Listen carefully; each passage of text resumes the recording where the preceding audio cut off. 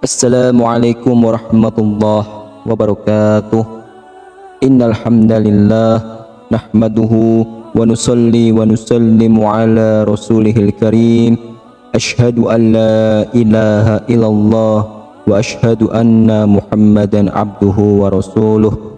Allahumma salli ala sayyidina Muhammad wa ala ali sayyidina Muhammad. Amma ba'd. Sahabat beriman yang dirahmati oleh Allah Subhanahu wa taala, wudu adalah aktivitas yang memiliki kedudukan sangat penting dalam ajaran agama Islam. Sebab wudu adalah menjadi syarat bagi muslim sebelum menunaikan sholat. Sholat sendiri adalah ibadah yang sangat mutlak dilakukan oleh hamba Allah Subhanahu wa taala. Hal tersebut berarti menjelaskan bahwa wudu yang tidak sah maka secara otomatis akan membatalkan sholat. Ini juga tertuang dalam sabda Rasulullah SAW yang mahfumnya, tidak diterima sholat yang dilakukan tanpa wudu, dan tidak diterima sodakoh yang berasal dari harta yang didapat secara tidak halal. Hadis riwayah Imam Muslim. Oleh karena itu, berikut ini 10 kesalahan yang sering dilakukan oleh kaum muslimin pada tata cara berwudu. Namun, alangkah baiknya para sahabat beriman untuk menyimak terus video ini sampai akhir, agar sahabat bisa mendapatkan informasi yang utuh dan menjadi penambahnya ilmu dan pengetahuan. Kesalahan yang pertama adalah tidak membaca bismillah.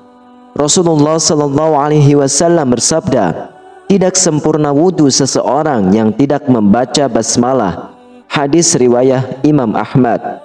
Yang kedua adalah tidak sempurna membasuh anggota wudu.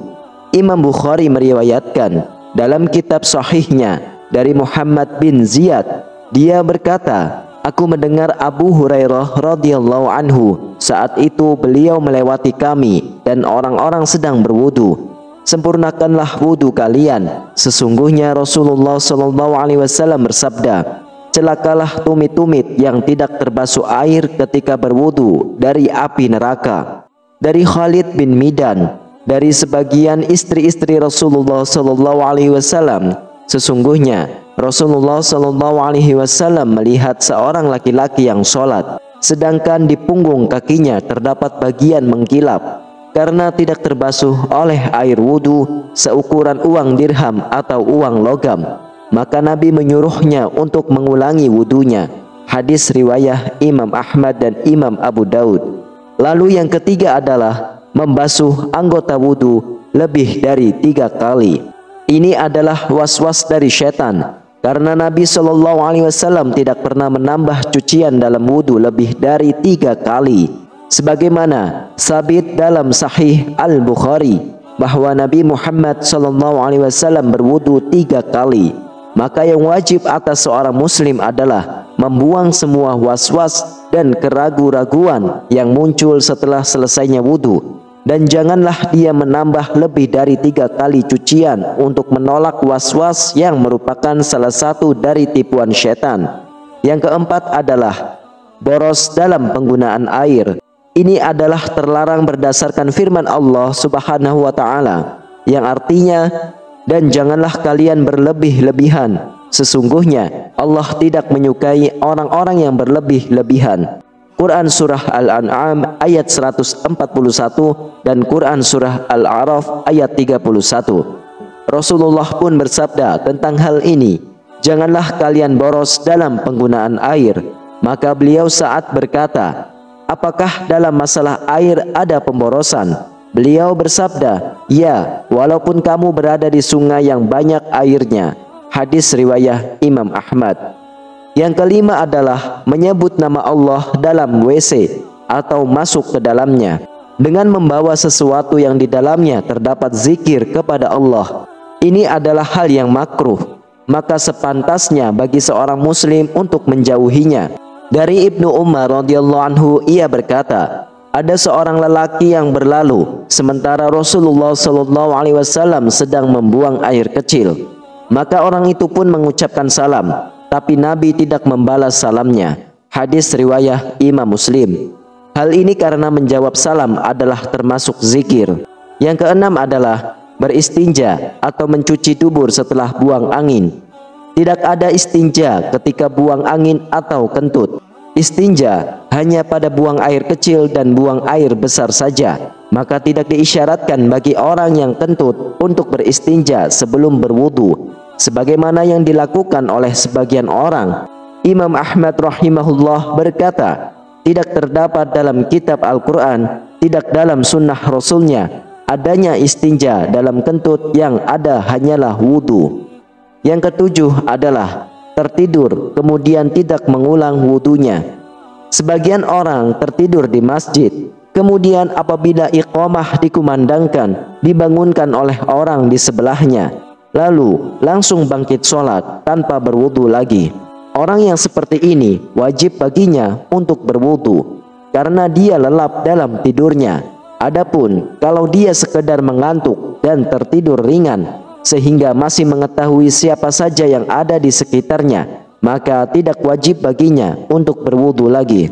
Yang kedelapan adalah meninggalkan istinsyak dan istinthar. Istinsyak adalah sunnah dalam wudu, yaitu menghirup air ke dalam rongga hidung sampai ke pangkal hidung. Dan istinthar adalah mengeluarkan kembali air yang telah dimasukkan ke dalam hidung tersebut dengan kuat. Sebagian kaum muslimin ketika berwudu hanya memasukkan jarinya yang basah ke dalam hidungnya. Dalil tentang istinsyak dan istinthar adalah hadis yang terdapat dalam Sahih Imam Bukhari. Dari Umran, beliau menyifati wudu Utsman radhiyallahu anhu. Kemudian ia memasukkan tangan kanannya di bejana, lalu ia berkumur menghirup air ke hidung dan mengeluarkannya. Dan Nabi SAW bersabda, barang siapa berwudu, hendaklah ia menghirup air ke hidung dan menghembuskannya kembali. Dan barang siapa yang melakukan istijmar atau bersuci dari buang air besar dengan batu, hendaklah melakukannya dengan bilangan ganjil. Yang kesembilan adalah menganggap mengusap leher dianjurkan, padahal sebenarnya tidak demikian. Ia tidak dianjurkan dan tidak termasuk ibadah wudu. Kemudian yang ke-10 adalah berdoa pada saat membasuh anggota wudu. Imam An-Nawawi berkata, doa-doa ini yakni doa-doa pada saat membasuh anggota wudu. Dikatakan tidak ada doa dari Rasulullah SAW pada saat membasuh dan mengusap diri sendiri. Dan doa yang disebutkan dalam hal ini adalah buatan orang yang tidak berdasar. Lalu doa yang diketahui secara syar'i adalah basmalah di awal wudu, mengucap 2 kalimat syahadat di akhir wudu, ditambah dengan doa, ya Allah, jadikanlah aku termasuk orang-orang yang bertaubat, dan jadikanlah aku termasuk orang-orang yang bersuci. Wallahu a'lam bishawab.